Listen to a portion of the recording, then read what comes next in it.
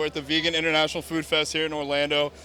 Super stoked to get to meet people, talk about being vegan, and break some myths. What made you go vegan? I went fishing with my dad at 4 and threw a giant fit when he pulled the fish out of the water and I saw they were going to die. But what actually pushed me to being vegan was vegetarian at 10. I had a friend tell me that by eating hamburgers, I was killing a cow. Did not change that day, but about 6 months later, I decided, okay, I'm going to be vegetarian. Then I thought that was it. I thought that was the final line. I went vegan 3 years later when I read in a PETA magazine that if you're vegetarian, still eating meat, or not eating meat, still eating dairy, eggs, things like that, they end up killing the animals for meat anyways. So that was when I was like, I'm going to try this for 1 week, see if I can hold out. And it's been 18 years. So, yeah, it was a gradual process. Some people, my girlfriend Allie, overnight, she's like, I'm going to do this. And I think it's easier in some ways now because there's so many options. But back then it was a little bit harder just because the education wasn't there. So I want to put that out there. I don't go anywhere without vegan clearly on me so that people can see it. Because maybe they had never even thought about it before. Obviously, you're like a fitness influencer and you do this professionally.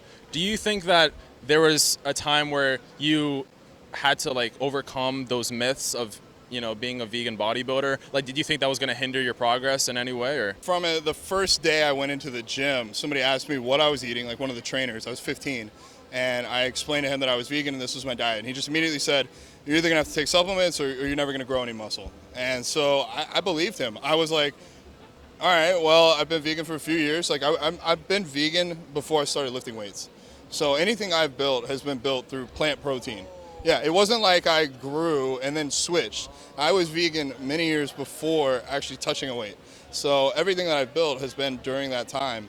And I didn't know what was possible because nobody was doing it back then. That was 18 years ago, or I guess 15 years ago when I started going to the gym. So it's there's a lot out there now that you can look at for inspiration, but back then it was hard to see. Robert Cheek was one of the very few. Yeah. And now I know him. Now he's been on my podcast and he's a friend. But at the time, he was about the only person I knew to look to for any inspiration or guidance. Yeah. have you ever had issues with the diet, health issues with the vegan diet? Or if so, how did you overcome it?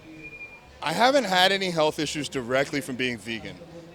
Competing for the first time naturally and way over dieting myself. I didn't have a coach. I just went from 200 pounds down to 155, eating 1,600 calories a day, doing an hour of cardio on top of training. I had no clue what I was doing.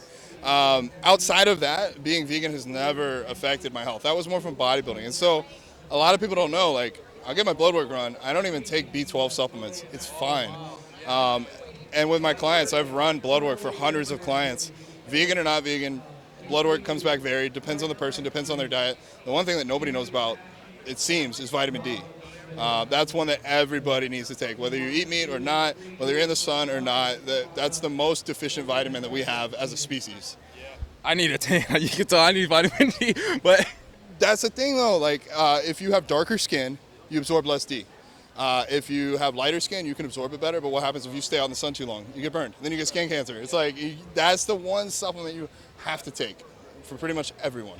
I have a question related to bodybuilding and fitness. I know body dysmorphia comes into play. I feel it's not talked about enough because a lot of people really it affects them. Let's say they can't build as much muscle or they're just struggling with image, body image. Have you ever dealt with that? And if so, how did you overcome that sort of thing? Just go back in time, don't lift weights. It won't happen. You won't have body dysmorphia, you don't touch a weight. I'm joking, but I remember being 16 and looking in the mirror and thinking, oh, I look good. And it's kind of gone down since then.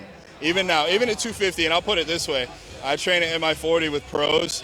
There was a guy, 330 pounds with abs. I went up to him, I was like, tell me this, dude. You're fucking huge.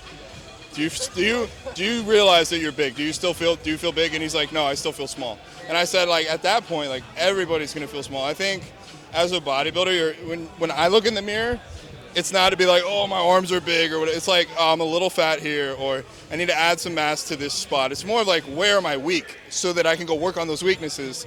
As far as body dysmorphia, I think you gotta learn to kind of love where you're at. And it's okay to want more, but don't hate who you are right now. It's not easy. It's something that I still struggle with. There'll be a photo taken of me and I'll be like, it's maybe not my favorite one. I'm not one of those people that's like, oh, you have to delete it. But it's like, maybe I should have sucked in my stomach or something like that, you know? Yeah. Yeah, because I feel like it's not talked about enough, and people, like, sometimes their reason for bodybuilding is for the aesthetic or that insecurity that they're trying to fill, or, you know. I love bodybuilding from the aspect of you kind of get out whatever you put in. If you track your food, if you sleep, if you train hard, you get results. You have control. And maybe I'm a control freak, but like if I can control what I eat, control how I train, I can kind of control how I look. Now, when it comes to eating out, right, a lot of bodybuilders, they track so much and they put in so much effort, so when they're actually like cheating, they feel bad. Do you think it hinders your progress if like once in a while you don't get enough sleep, you don't get a good workout, like over time, like skip a few extra days, maybe you're eating out a little bit too much? Do you think that really makes a huge difference in your overall results? From the hundreds of clients I've worked with, from myself, the more locked in you are, whether that's a meal plan or training, not taking days off, not missing meals, not missing sleep, 100%, you're going to perform better. And I think that's where some people struggle, is like if you've never gone 12 weeks or 20 weeks without eating a single meal off your plan, or without missing a single workout, you don't really know what you're capable of, but you're going to get burnt out. And I'm starting to get to that point where I'm starting to feel some burnout. So my thought process for adding longevity to the sport for me is to pull back a little bit. Enjoy a meal out every now and then. Like when I prepped, 20 weeks. If I did not touch it and it didn't go on my food scale made by myself, I didn't eat it. 20 weeks. I never missed a single cardio session, never missed a single training session. But that was prep. And now in the off season, I've still been pretty solid, but I'm starting to build in some times where I can take a step back. Otherwise, I'm not going to be able to do this for another 10 years.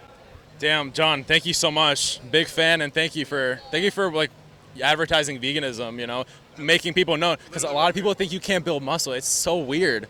It's such a weird concept. Horse, man. Horses don't eat meat, and they got legs bigger than me. So, Right. Thank you, man. Thank you.